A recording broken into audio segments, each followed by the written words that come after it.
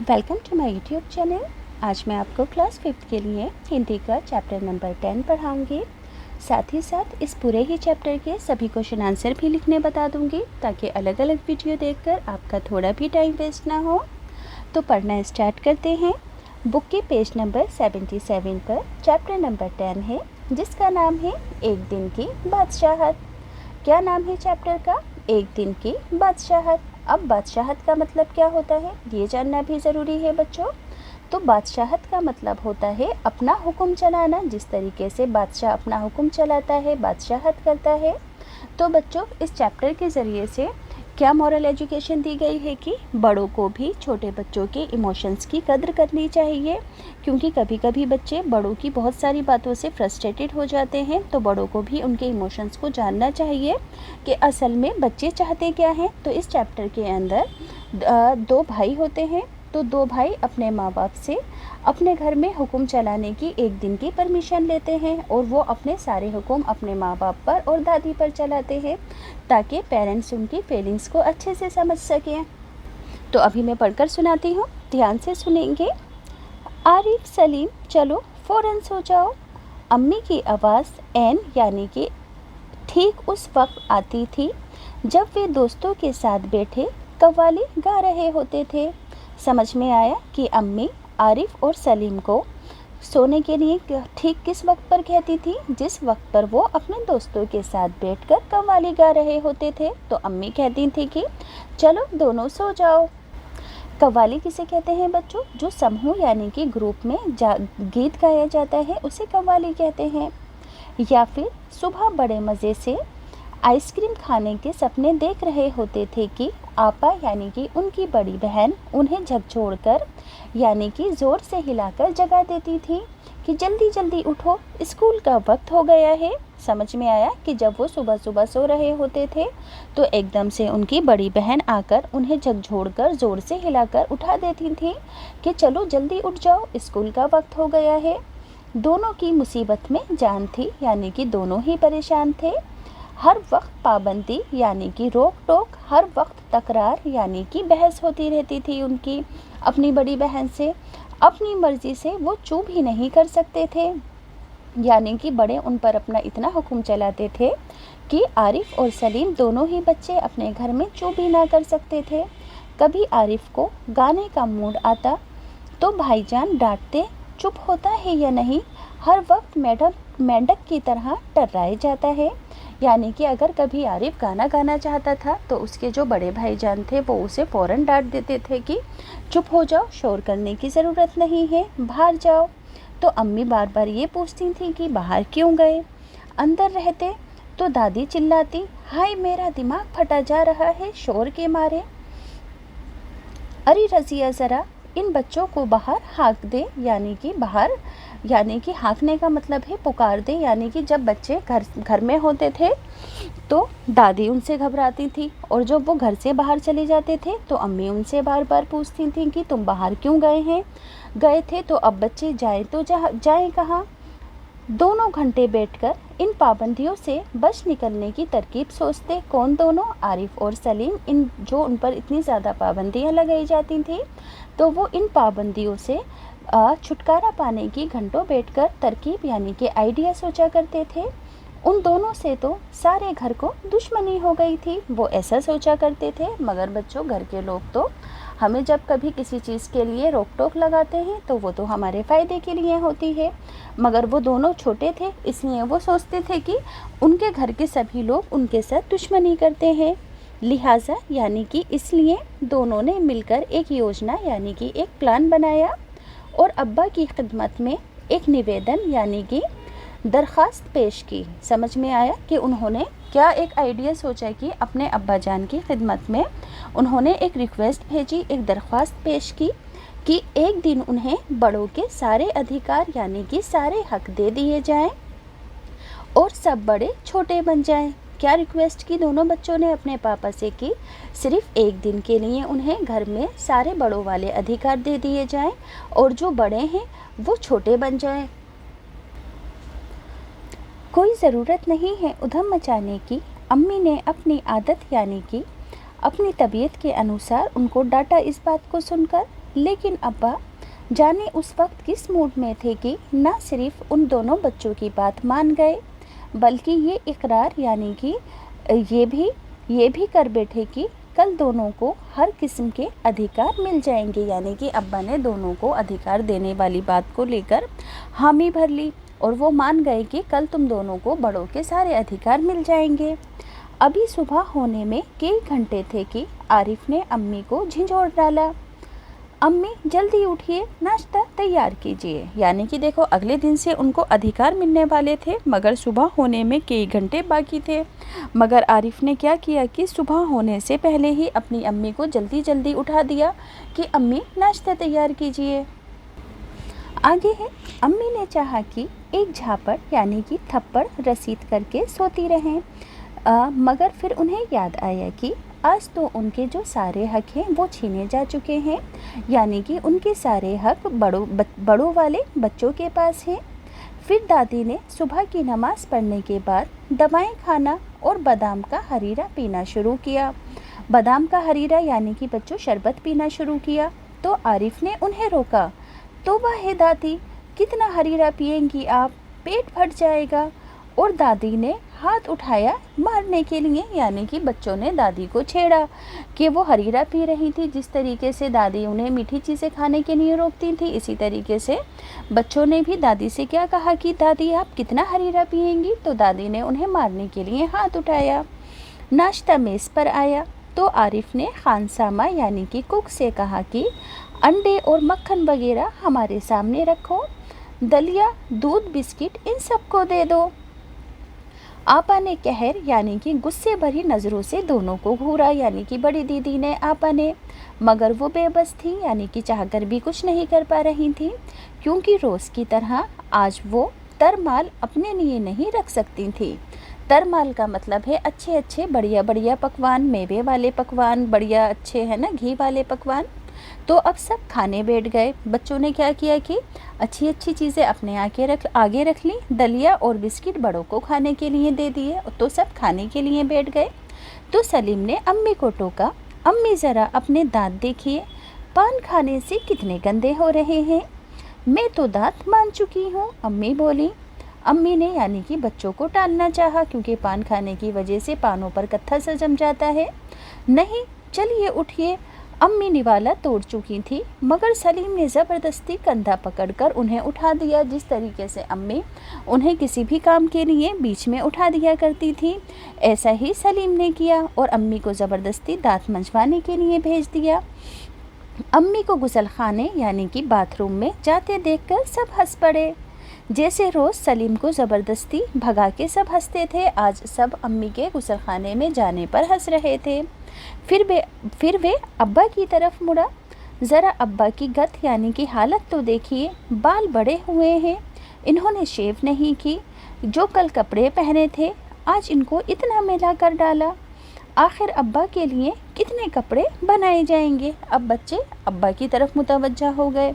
अब्बा से क्या बोले कि देखिए ज़रा आपके कितने बाल बड़े हुए हैं, शेव भी नहीं बनी हुई है आपकी, और आपने जो कल कपड़े पहने थे देखिए ज़रा ये कितने मैले हो गए हैं। ये सुनकर अब्बा का हंसते हंसते बुरा हाल हो गया। वो समझ गए कि बच्चे उनसे मजाक कर रहे हैं। जिस तरीके से बड़े बच्चों को टोकते थे, इसी तरह से आज बच्चे बड़े बनकर बड़ों को टोक रहे हैं। आज ये दोनों कैसी कैसी सही सही नकलें उतार रहे हैं सबकी। अब्बा क्या कहते हैं कि देखो आज ये दोनों कैसे बिल्कुल सही सही हम सबकी नकलें उतार रहे हैं। मगर फिर अपने कपड़े देखकर वो सचमुच में शर्मिंदा यानी कि लज्जित हो गए, क्योंकि उनके कपड़े सचमुच में मैले हो रहे थे। थोड़ी देर बाद जब अब्बा अपने दोस्तों के बीच बैठे अपनी नई गज़ल यानी कि कविता पर लहक लहक कर कुछ सुना रहे थे, तो आरिफ फिर चिल्लाने लगा, बस कीजिए अब्बा, फ़ौरन ऑफिस जाइए, 10 बज गए। देखो जिस वक्त बच्चे अपने दोस्तों के साथ बैठकर कवालियाँ गाते थे तो माँ तुरंत उन्हें वहाँ से उठा देती थी और सोने को कहती थी।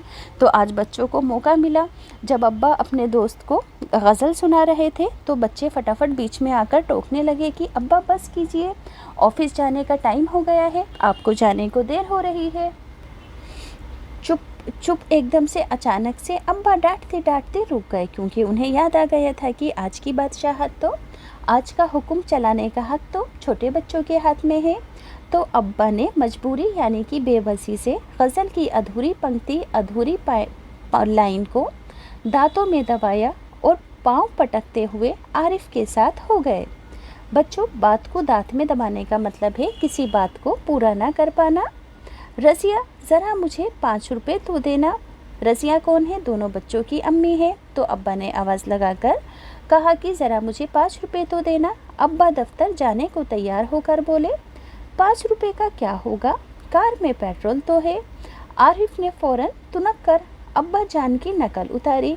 जिस तरीके से अब्बा कहते थे कि इकन्नी का क्या करोगे, जेब खर्च तो ले चुके हो, ठीक उसी तरह से आरिफ ने अपने अब्बा को टोका कि कार में पेट्रोल तो हैगा, तो आप फिर 5 रुपये का क्या करोगे। थोड़ी देर बाद खानसामा यानी कि कुक आया। बेगम साहब, आज क्या पकेगा? आलू गोश्त, कबाब, मिर्चों का सालन। अम्मी ने अपनी आदत के अनुसार कहना शुरू कर दिया। सालन यानी कि बच्चों मसालेदार तरकारी, नॉनवेज वगैरह नहीं। बच्चों ने कहा कि आज ये चीज़ें नहीं पकेंगी। सलीम ने किताब रखकर अम्मी की नकल उतारी, जिस तरीके से अम्मी कहती थी, आज गुलाब जामुन, गाजर का हलवा और मीठे चावल पकाओ।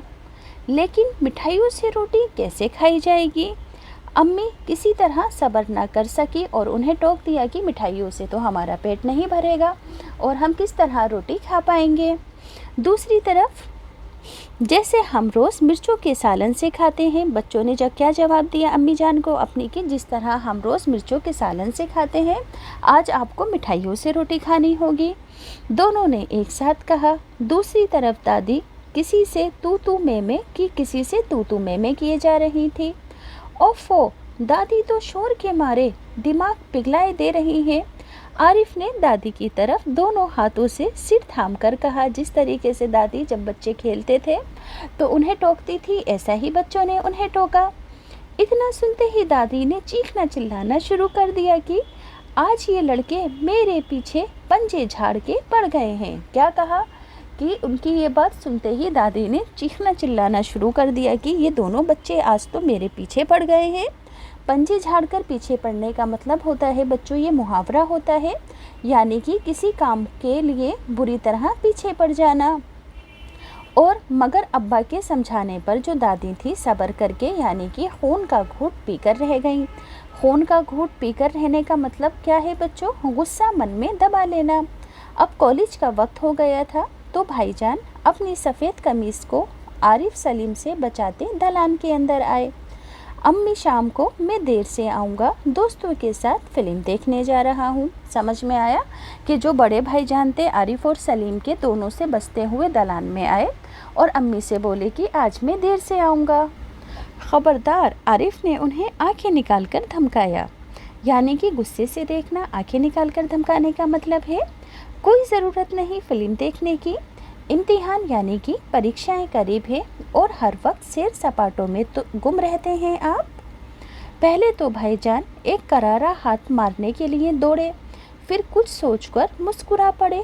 लेकिन यानी कि उन्हें याद आ गया कि पहले तो वो गुस्सा हुए कि बच्चे उनसे ऐसा बोल रहे हैं, मगर फिर फ़ौरन ही उन्हें याद आया कि आज तो बच्चों की बादशाहत चल रही थी। तो भाईजान बोले कि लेकिन हुजूर आली दोस्तों के साथ खाकसार यानी कि नाचीज़ फ़िल्म देखने की बात पक्की कर चुके हैं, इसलिए इजाज़त देने की मेहरबानी यानी कि कृपा करें। यानी कि बड़े भाईजान छोटे बच्चों से रिक्वेस्ट मांग रहे थे। उन्होंने हाथ जोड़ते हुए कहा, बना करे, बस मैंने एक बार कह दिया। उसने लापरवाही से कहा और सोफे पर दराज यानी कि फैल कर बैठकर अखबार देखने लगा। लापरवाही यानी कि असावधानी। उसी वक्त आपा भी अपने कमरे से निकली। एक निहायत यानी कि बहुत अधिक भारी साड़ी में लचकती लटकती बड़े ठाठ से कॉलेज जा रही थी। आप? सलीम ने बड़े गौर से आपा का मुआयना यानी कि जायज़ा किया।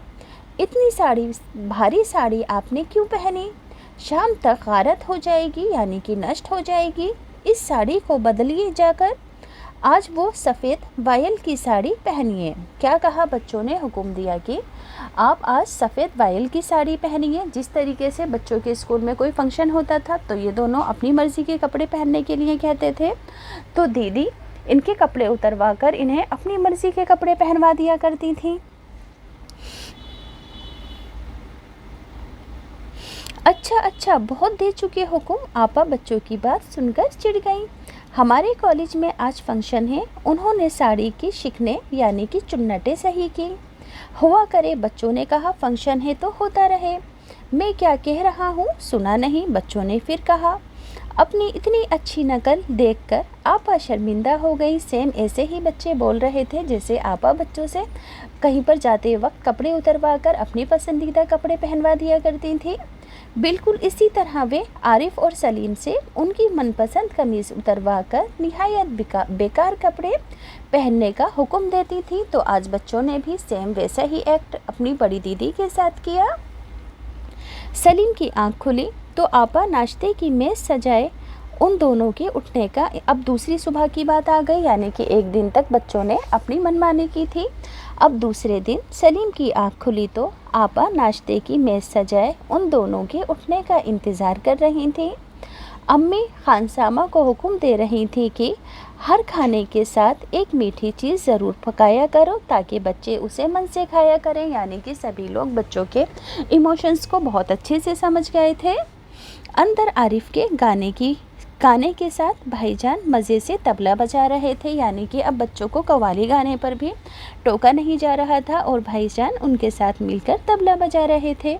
और अब्बा सलीम से कह रहे थे, स्कूल जाते वक्त एक चवन्नी जेब में डाल लिया करो, क्या हर्ज होगा, क्या नुकसान होगा। यानी कि अब बच्चों को बिना मांगे पैसे भी दिए जा रहे थे क्योंकि उनकी भी कुछ ज़रूरतें होती हैं। तो सभी बड़ों को छोटे बच्चों ने एक दिन की बादशाहत करके अपने इमोशंस को, अपनी भावनाओं को समझा दिया था। तो बच्चों इस चैप्टर को जो लिखा है, किसने लिखा है? जिलानी बानो ने लिखा है। और उर्दू से जो इसका अनुवाद किया है लक्ष्मी चंद्र गुप्त ने किया है। देखो ये जो चैप्टर है उर्दू का एक चैप्टर है और इसको किसने लिखा था? जिलानी बानो ने। और हिंदी में इसको किसने लिखा है? अनुवाद किसने किया है? ट्रांसलेट किसने किया है? इसको लक्ष्मी चंद्र गुप्त ने किया है। अब बच्चों इस चैप्टर के टेक्स्ट बुक के क्वेश्चन आंसर हैं। कहानी की बात, प्रश्न नंबर 1, अब्बा ने क्या सोचकर आरिफ की बात मान ली? तो आंसर लिखोगे कि अब्बा ने ये सोचकर आरिफ की बात मान ली कि रोज़ सभी इन बच्चों पर हुक्म चलाते हैं, क्यों ना एक दिन के लिए इन्हें भी ये हक दे दिया जाए। अगला प्रश्न है, वो एक दिन बहुत अनोखा था जब बच्चों को बड़ों के अधिकार मिल गए थे। वो दिन बीत जाने के बाद इन्होंने क्या सोचा होगा? यानी कि आरिफ ने उस दिन को बीत जाने के बाद क्या सोचा होगा, अम्मा ने क्या सोचा होगा और दीदी ने क्या सोचा होगा? तो आरिफ ने सोचा होगा कि कितना अच्छा होता अगर ऐसा ही दिन हर रोज़ होता, है ना, अगर रोज़ ऐसा ही दिन होता। अम्मा ने सोचा होगा कि बच्चों की मर्ज़ी भी सुननी चाहिए, उन पर हमेशा पाबंदियाँ नहीं लगानी चाहिए। दादी ने सोचा होगा कि हम प्रतिदिन इन बच्चों को कितना कष्ट देते हैं। तो बच्चों वीडियो को पॉज करके सभी आंसर याद से लिख लेना। अब है अगला प्रश्न तुम्हारी बात। प्रश्न नंबर 1, अगर तुम्हें घर में एक दिन के लिए सारे अधिकार दे दिए जाएं तो तुम क्या क्या करोगी? तो यहाँ पर आप अपनी मर्ज़ी से लिख सकते हो, जैसे कि मैंने लिखा, अगर हमें घर में एक दिन के लिए सारे अधिकार दे दिए जाएं तो हम अपने मन की सभी इच्छाओं को पूरा करना चाहेंगे।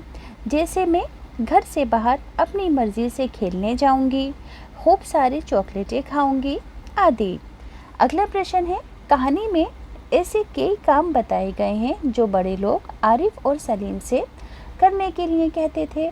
तुम्हारे विचार से उनमें से कौन कौन से काम उन्हें बिना शिकायत कर लेने चाहिए थे और कौन कौन से कामों के लिए उन्हें मना कर देना चाहिए था? तो यहाँ पर आप लिखोगे कि मेरे विचार से आरिफ और सलीम को ये सभी काम बिना शिकायत किए कर लेने चाहिए थे। कौन कौन से काम?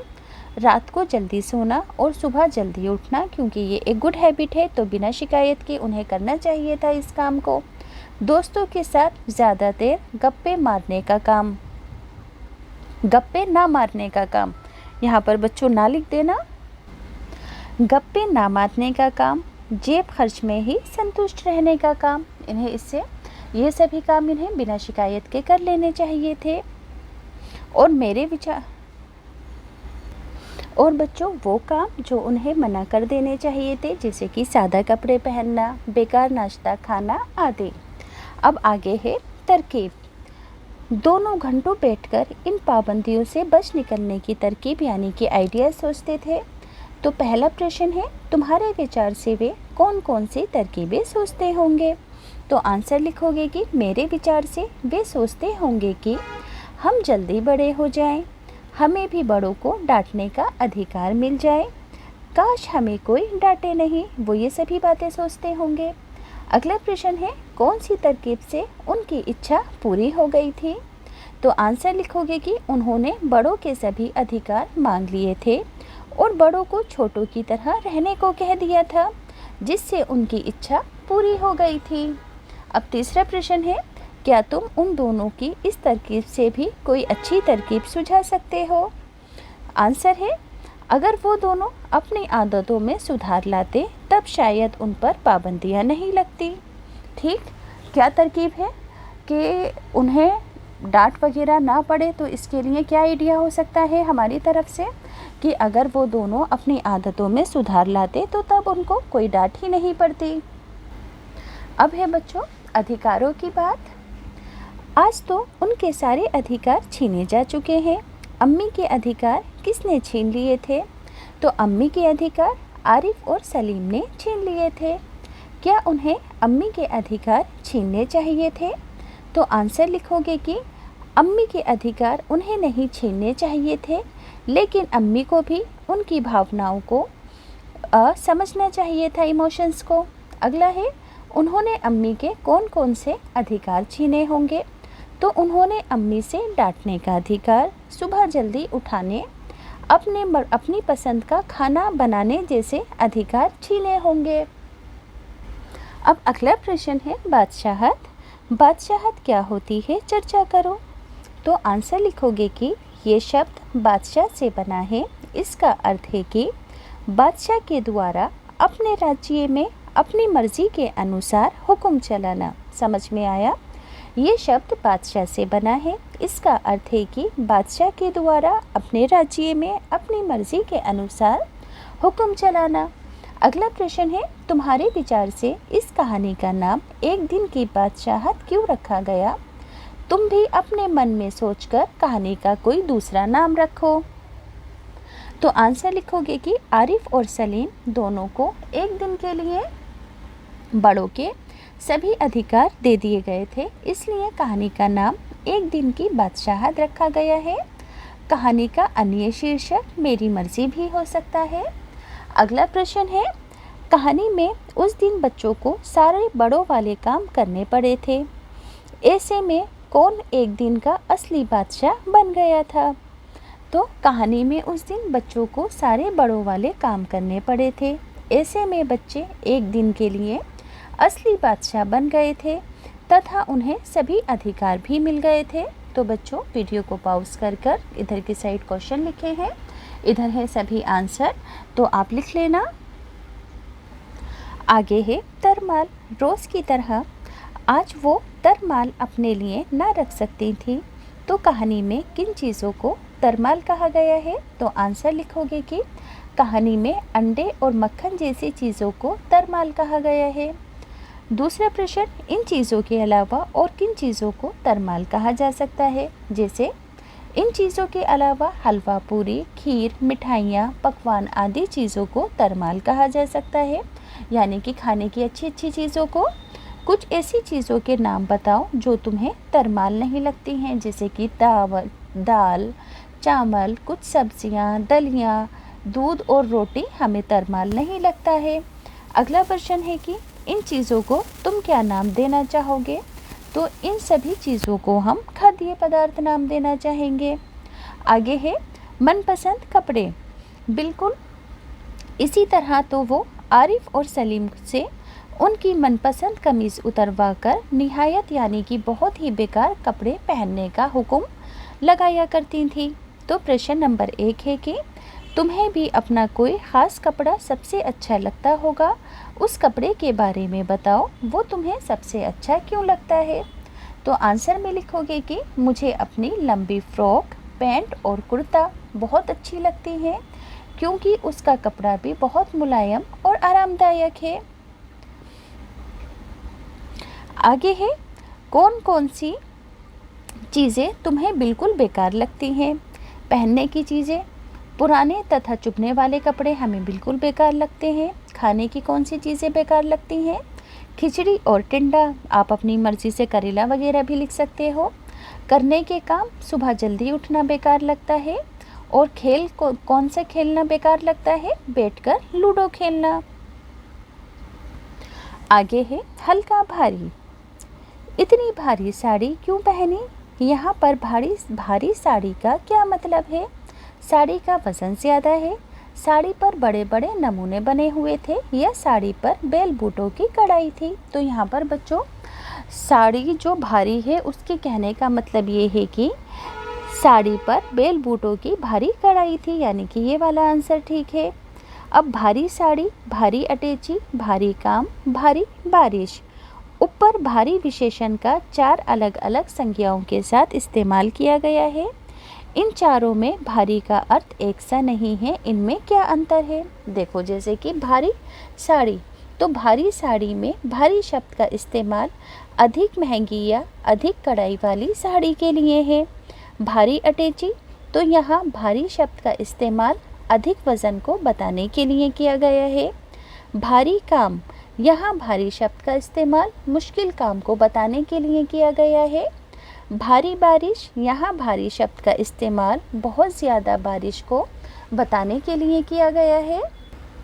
अब बच्चों आखिरी प्रश्न है, भारी की तरह हल्का भी अलग अलग अर्थों में इस्तेमाल करो, जैसे कि हल्का रंग, हल्का काम, हल्का वज़न, हल्का खाना, हल्का कपड़ा। जैसे कि यहाँ पर भारी शब्द का अलग अलग रूप में इस्तेमाल किया गया था, ऐसे ही हल्का शब्द का अलग अलग रूप में इस्तेमाल किया। हल्का रंग, हल्का काम, हल्का वज़न, हल्का खाना, हल्का कपड़ा आदि। तो बच्चों चैप्टर कंप्लीट होता है।